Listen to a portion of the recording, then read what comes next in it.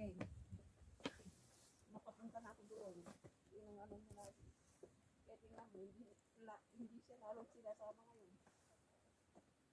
Saka dito pwede din lang yan doon. Ha? Delikado din sila. Ang bato. Malaking pa ng buhay.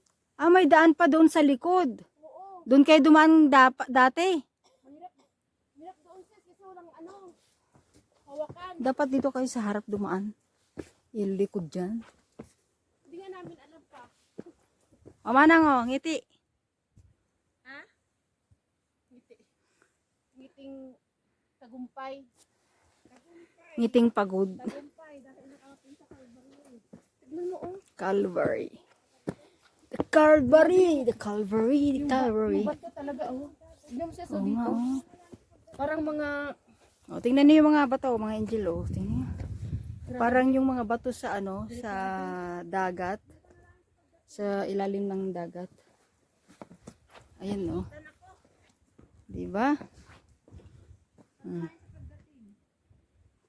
Patungkol sa ating Panginoong Hesus nang nabubuhay pa dito sa mundong ito ay ating ginugunita at inaalala sa lahat-lahat ng mga pasakit at pagduros na akong gumayap ng pagpuntarian, ngunit hindi ako matutuloy-tuloy. Ibig kong makahikayat din diyan ng mga sasampalataya kay Kristo tulad ng ginawa ko sa ibang mga hintil. May pananagutan akong tungkol sa ating Panginoong Hesus na tungkol sa ating katibayan ng pananalig sa Kanya. nakikita ko'y bumabati at sa inyo kapatid ko, tayo ang pinagpala na makabalik sa pinagpalang pog na ito. Ako'y bumabati na maganda noon. Doon, maganda yun. Kaya lang walang hawakan. Mahirap. Ang ganda, mahirap oh. Baka mahilo-hilo ka. Oh, mahirap umakyat doon dahil walang hawakan.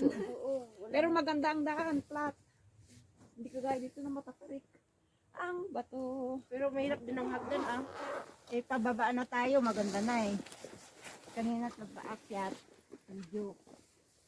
Mga bato na, Hindi naman, parang bato ng dagat to, oh. hindi naman maano yung Ayan. mahirap